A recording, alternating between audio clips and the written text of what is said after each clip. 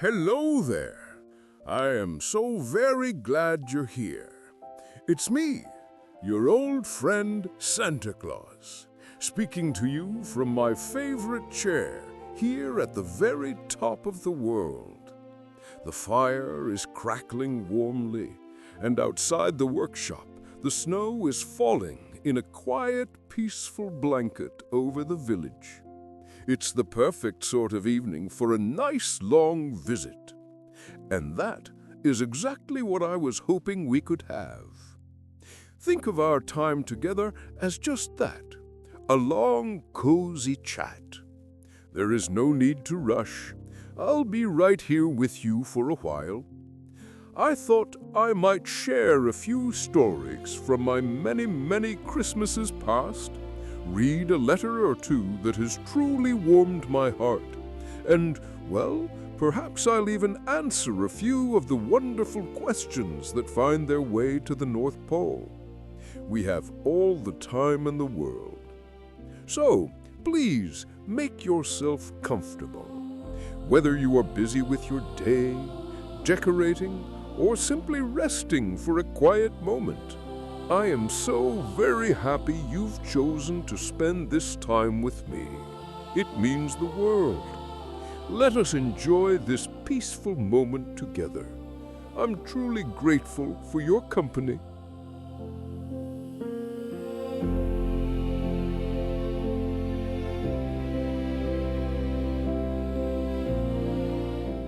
Ho, ho, ho! Have you ever looked closely at a candy cane hanging on a tree and wondered how such a simple treat came to be? It's a wonderful question. We see them everywhere during the holidays. Those cheerful red and white stripes and that perfect little hook at the top. They are wonderful for stirring a cup of hot cocoa, I can tell you. But they weren't always so colorful. There is a lovely legend, you see, that takes us back a very long time, all the way to the year 1670 in a beautiful cathedral in Germany. A choir master was preparing for the long Christmas Eve service. He knew the children in his choir, with all their wiggles and whispers, might have a difficult time staying quiet for so long. He was a clever and kind man, and he had an idea. He went to a local candy maker and asked him to create some simple white sugar sticks for the children. But he had one special request. He asked the candy maker to put a little bend, a little crook at the top of each stick. He wanted it to look like a shepherd's staff, to help the children remember the story of the shepherds who were the very first to visit the little baby in Bethlehem. Isn't that just wonderful? Ho, ho, ho, ho, ho, ho! A simple solution to help with restless little ones that became so much more. The red stripes, I'm told, came along much later. But it all started from a desire for a moment of peace and a reminder of the meaning of the season. And today, that little sugar stick still brings so much joy. Every time you see one, whether it's hanging from a branch or peeking out of a stocking, I hope you remember its simple beginning. It reminds us that even the smallest things, born from a moment of kindness, can grow into a tradition that sweetens the world for centuries.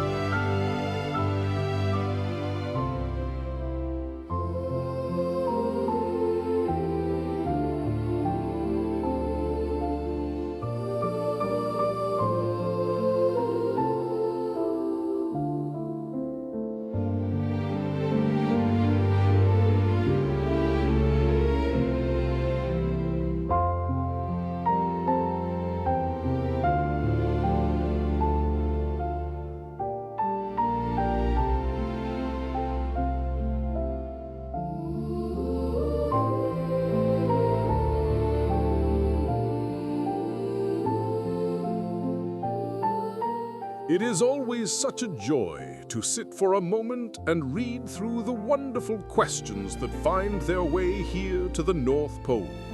Each one is a little spark of curiosity, and I do so love that. I've picked out a couple here that I thought we could ponder together.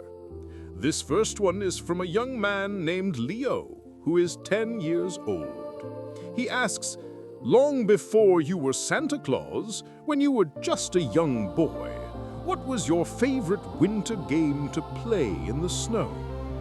Ho ho, Leo, that is a question that takes me back a long, long way. My favorite game? It wasn't one with many rules, I'm afraid.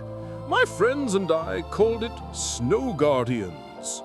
After a deep, fresh snowfall, we would go out into the quiet woods. The goal was to build the grandest, kindest-looking snow guardian we could imagine. We would roll enormous snowballs for the body and search for the perfect falling branches for arms and smooth river stones for eyes.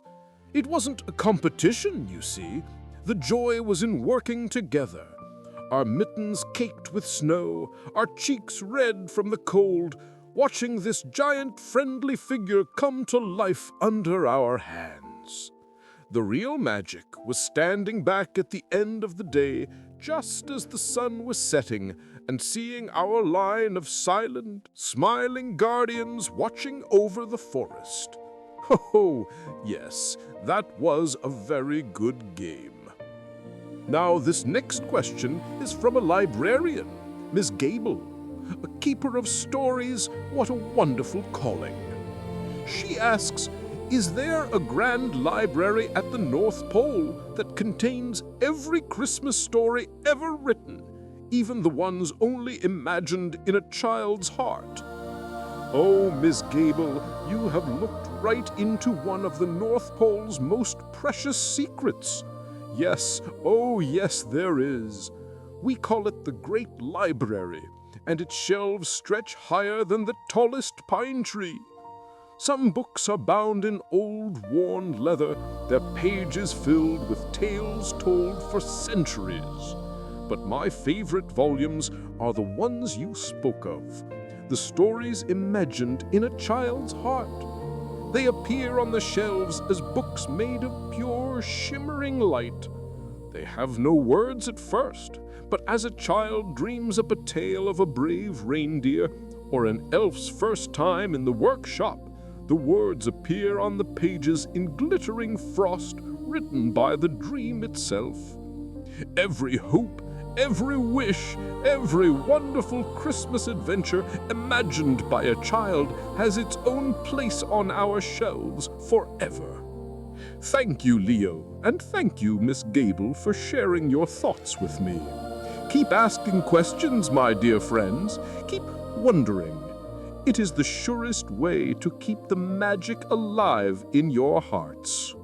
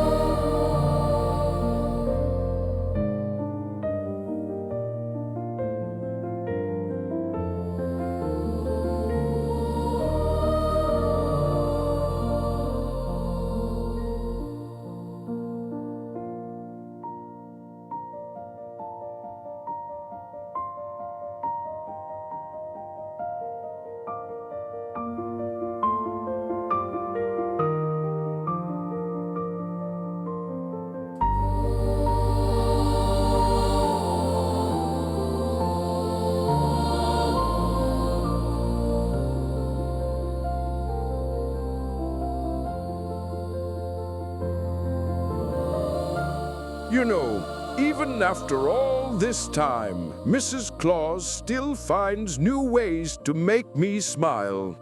We have our little traditions, our comfortable rhythms, and our great unsolved debates. Ho, ho, ho! One of my favorites is the annual candy cane disagreement. Now, I have always held that a proper Christmas candy cane must be peppermint. Crisp, bright, and invigorating, like the sharp winter air on a clear night. It's the classic, the original. But my dear wife, she has a different view entirely. She insists with a twinkle in her eye that the true flavor of Christmas comfort is spearmint. Sweeter, she says, and softer on the spirit. Every year, just as the great candy kitchen fires up, the debate begins anew. We each present our case, and we even call upon elves as witnesses. I'll have a dozen confectioners who swear by the bold zest of peppermint. Then she'll produce a crew of toy makers who claim the milder taste of spearmint helps them focus. Last year, her star witness was a young elf named Pip. He stood up very seriously and declared that spearmint tastes like happy snow. Ha, ha, ho! Happy snow! Now I had to chuckle at that. A wonderful thought. Entirely unconvincing as a flavor argument, of course, but wonderful nonetheless. And so, in the end, we do what we always do. We agree to disagree. The workshop produces exactly half of each. It's a perfect compromise, really. A reminder that there's always room for more than one kind of sweetness in the world. And I wouldn't have it any other way. Not for all the peppermint in the North Pole.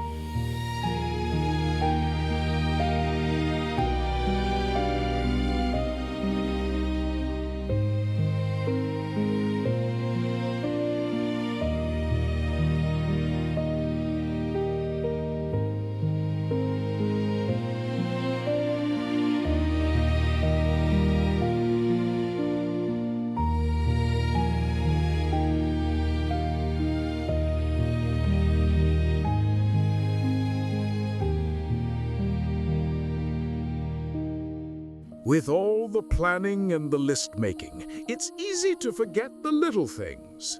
Sometimes the most wonderful sound in the whole world is a simple, happy chuckle. It's a bit of warmth you can share in an instant.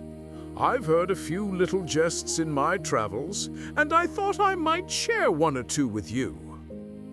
All right, here is the first one. What did the gingerbread man put on his bed? A cookie sheet. Oh, that's a clever little fellow. I imagined it would be quite cozy, especially when it's still warm from Mrs. Claus's oven. Here's another I heard from a wandering albatross. He asked me, what's a penguin's favorite relative? Why, Antarctica, of course. Ho-ho! Ah, yes, the penguins are dear friends. They always seem to be having a grand family gathering whenever I pass by. And for the last one, how do Christmas trees get ready for a party? They spruce up? Ho-ho, they certainly do. It's one of my favorite sights, seeing them all standing so proud, dressed in their finest and glittering with happiness. Isn't it something how a little bit of silliness can brighten a moment so completely? A shared laugh, well, that's one of the finest gifts of all. It costs nothing, but it can fill a whole room with the most wonderful kind of warmth. It's a little spark of joy we can all pass along.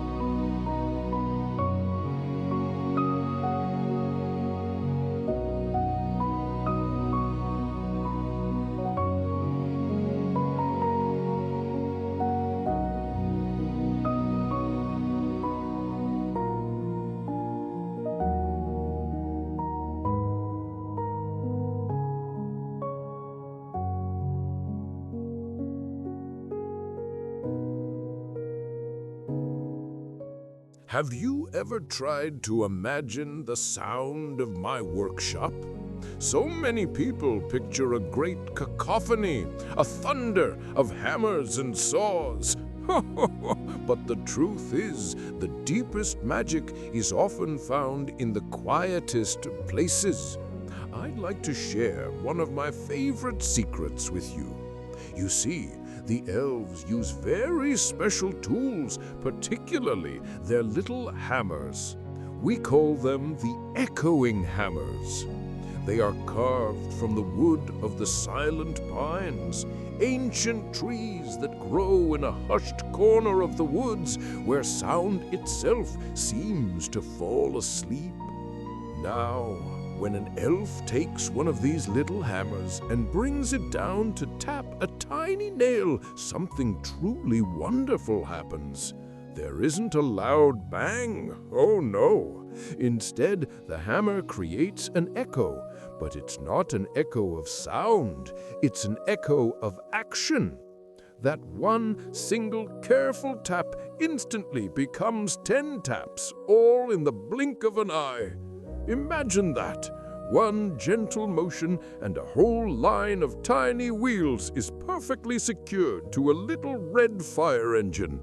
It allows my elves to build with both astonishing speed and the most delicate loving care.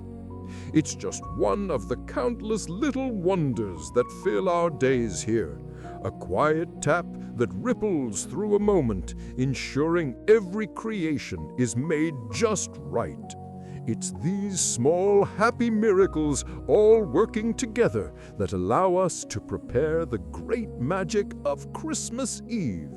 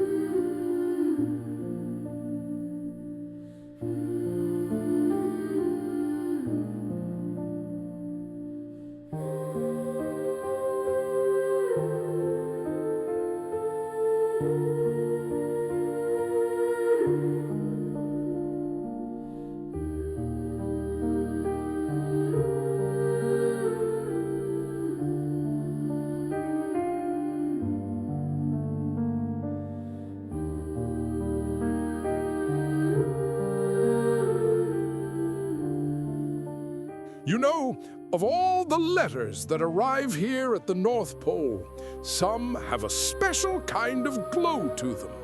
They aren't always the longest or written in the fanciest hand, but they are filled to the very brim with kindness.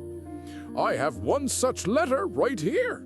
It truly made my old heart skip a beat. Let me read it to you. It says, "Dear Santa, my name is Maria. I am not writing for a toy for myself this year. I'm writing for my neighbor, Mr. Henderson. He lives all by himself, and I watch him from my window. I think he gets very lonely.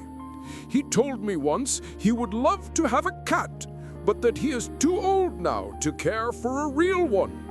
So I was thinking, and I hope this is not too much to ask, could your elves maybe build a special friend for him? Maybe a little clockwork cat that doesn't need feeding, but that purrs when you sit near it? Or maybe a little wooden bird that could sing a Christmas carol every now and then? Just something to keep his home from being so quiet. I think that would be the best gift in the entire world. Thank you, Maria." My, oh my! Now, isn't that something? To look out your window and see not just a house, but a heart. To think of another's quiet moments and wish them filled with a little music, a little comfort. That is the true spirit of Christmas, right there in a letter from a young girl named Maria. Ho ho! It reminds me that the most wonderful gifts we can ever give are the ones that are pieces of our own heart. The elves in the workshop, they love a challenge like this. Not just making a toy, but crafting a companion, a little spark of joy to sit on a windowsill. So, Maria, if you can hear me all the way from the North Pole, I want you to know that your letter is pinned right here above my desk, and the workshop is already buzzing with the sound of whittling and winding. Don't you worry about Mr. Henderson.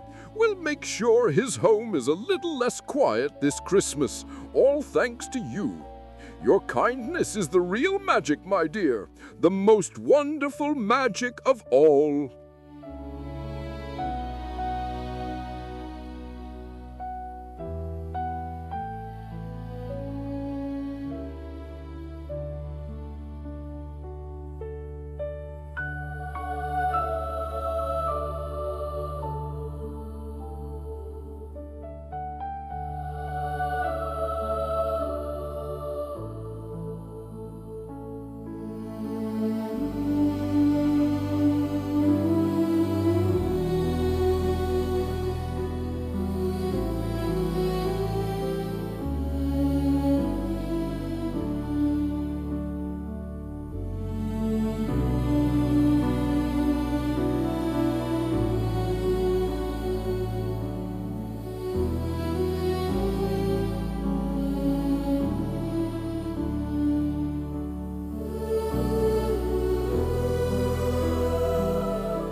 I do enjoy a good puzzle now and then. It keeps the mind sharp after all these years. I have a couple of Christmas riddles for you today. Let's see if you can solve them along with me. Are you ready? Here is the first one.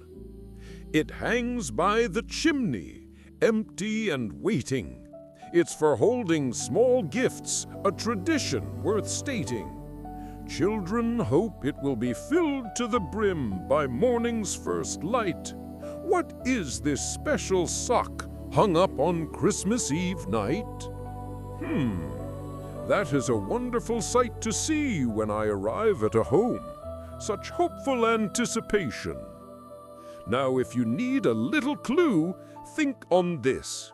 It's a long piece of festive footwear that you would never wear on your foot. Have you got it? It is, of course, a Christmas stocking. Ho, ho, ho! I do so enjoy finding just the right little orange or sweet treat to tuck inside. It's one of the small, happy moments of Christmas Eve. All right, here is the second one. Listen closely. It is a delicious house with walls made of spice, with candy windows and frosting so nice. Its roof might have gumdrops, its door a sweet wafer. It's a tasty construction you can build and then savor. What is it? My, this one sounds good enough to eat. Ho, ho, ho! The very thought makes me hungry. If you're still pondering, here is a little hint for you. This is an edible piece of holiday architecture. Did you guess? Why, it's a gingerbread house. The elves are masters at building these. The scent of gingerbread filling the workshop is one of my very favorite things in the world. Wasn't that fun? A good puzzle is like a little gift for the mind. It makes you look at the world in a slightly different, more wonderful way, and that is always a good thing.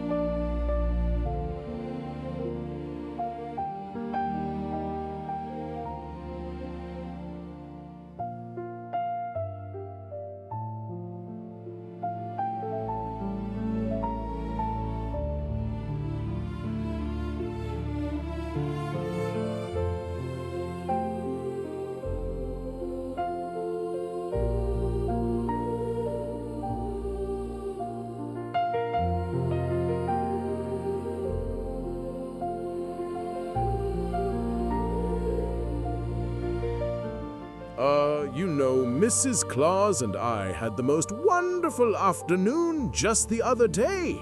We decided it was high time we sorted through some of the ancient scrolls in the Great North Pole Library.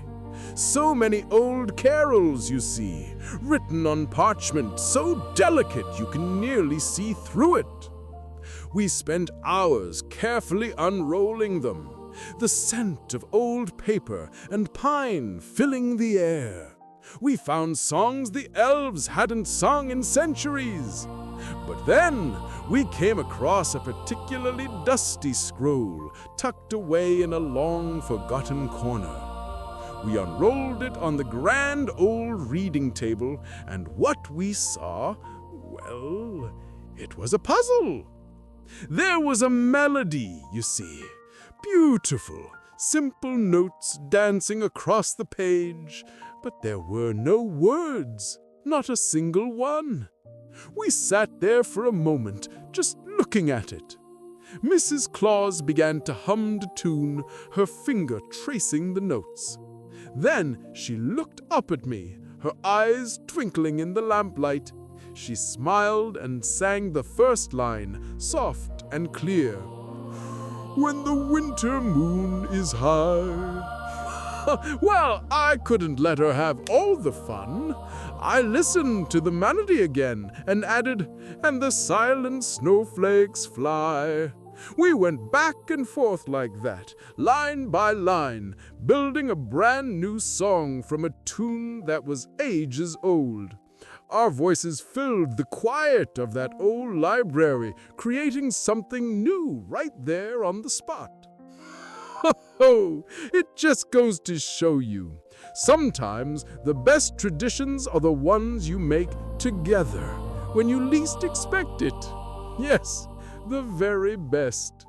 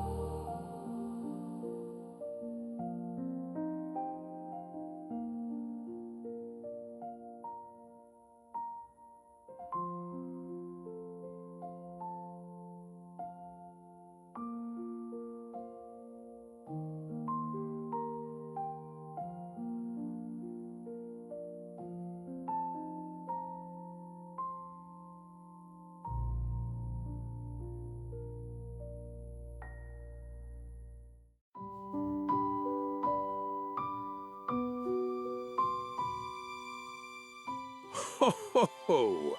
In all my travels on that one special night, I've had the great joy of seeing so many wonderful customs.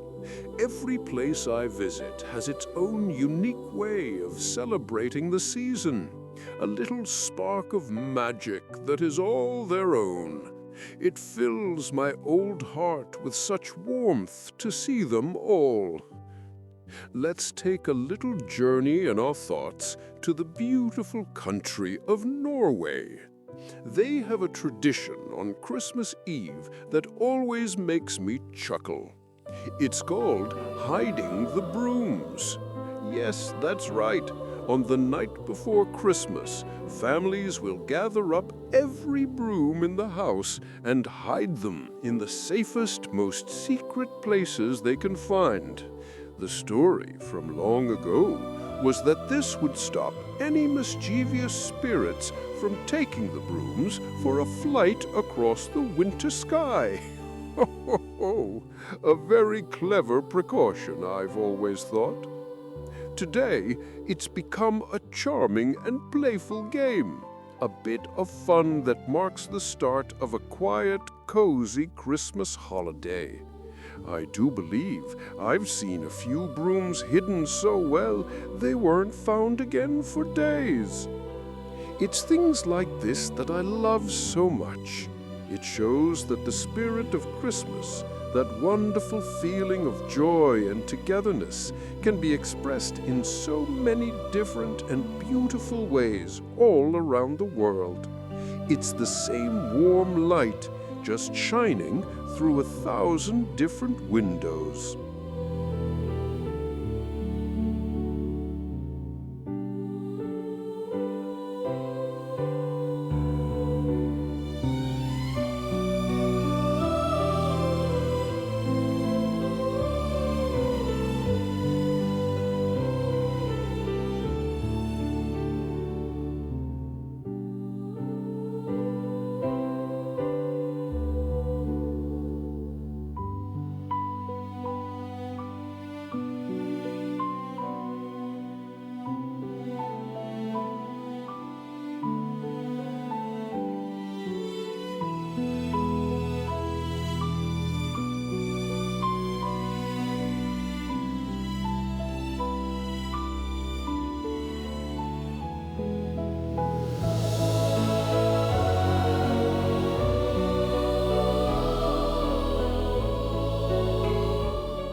Ho, ho, ho!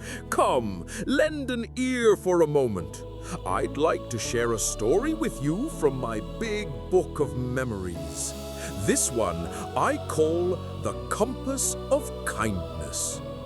You see, I have a special compass here at the North Pole. It's not like any you've ever seen. It doesn't point north or south or any direction on a map. Instead, its silver needle spins and glows with a warm golden light whenever it's near an act of true kindness. Many years ago, a young reindeer, full of spirit and curiosity, asked if he could borrow it. He wanted to create the first true map of the North Pole. I smiled and handed it to him, curious to see what he would find. He thought, of course, that the compass would point to all the grandest things. He expected the needle to glow brightest at my bustling workshop or over the giant ovens in the kitchens, or perhaps even above the stables where the 9 of them sleep. But a funny thing happened. As he walked past the workshop, filled with the cheerful sounds of hammering and invention, the compass remained still. He passed the kitchen, where magnificent gingerbread castles were being built, and the needle didn't stir. He was quite puzzled. Then he saw a tiny elf struggling to carry a heavy box of ribbons. Another elf, without being asked, stopped her work and hurried over to take one side. At that very moment, the little compass in the reindeer's hoof spun to life, glowing with a beautiful warm light. He followed the glow. It led him not to grand projects, but to Mrs. Claus quietly draping a warm blanket over a napping elf. It led him to the toy repair corner, where a little wooden soldier was carefully gluing the wheel back onto a forgotten wagon. The young reindeer returned the compass to me that evening with a new understanding in his eyes. He learned that the North Pole isn't held together by giant workshops or magnificent plans. It's held together by all the small, quiet moments, the shared burdens, the offered warmth, the simple acts of mending what is broken. And that, my dear friend, is the true magic. It isn't always in the grand gestures. It's in the countless little sparks of kindness, seen and unseen, that truly light up the world. Ho, ho, ho! What a wonderful thought!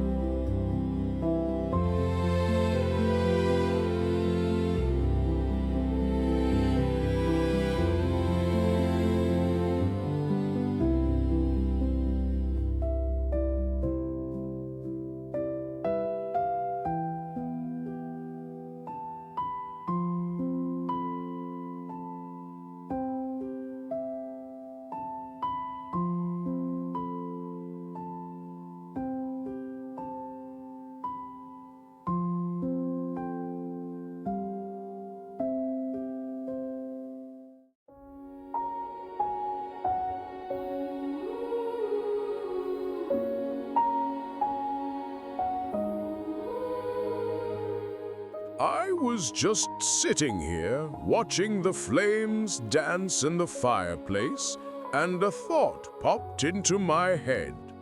I was thinking about what truly makes a moment feel, well, cozy. After a bit of pondering, I made a little list for myself. My top 3 coziest things in the entire world. The first one, well, it's an old friend of mine. A well-loved armchair right next to a crackling fireplace. Oh, if this chair could talk!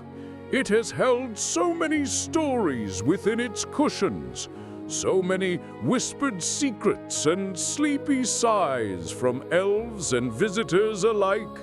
Its warmth comes not just from the fire, but from all the happy, peaceful moments it has known through the years. Next on my list is the comforting weight of a thick woolen blanket on a chilly night. Ah, yes, there's a special kind of magic in that feeling when you pull it up to your chin, isn't there? It's like a big, warm hug from an old and trusted friend, a quiet promise that all is well in the world. And for my third coziest thing, it's the steam from a mug of Mrs. Claus's hot cocoa warming your face. Ho ho! Nothing quite like it. Before you even take a sip, that wonderful warmth rises up to meet you. It's the simple, delightful promise of comfort in a cup, always made with an extra spoonful of love. An old chair, a warm blanket, and a steaming mug. It's funny, really. The coziest things in the world are rarely the grandest. They are the simple, quiet moments that wrap us in warmth and remind us that we are safe and we are home.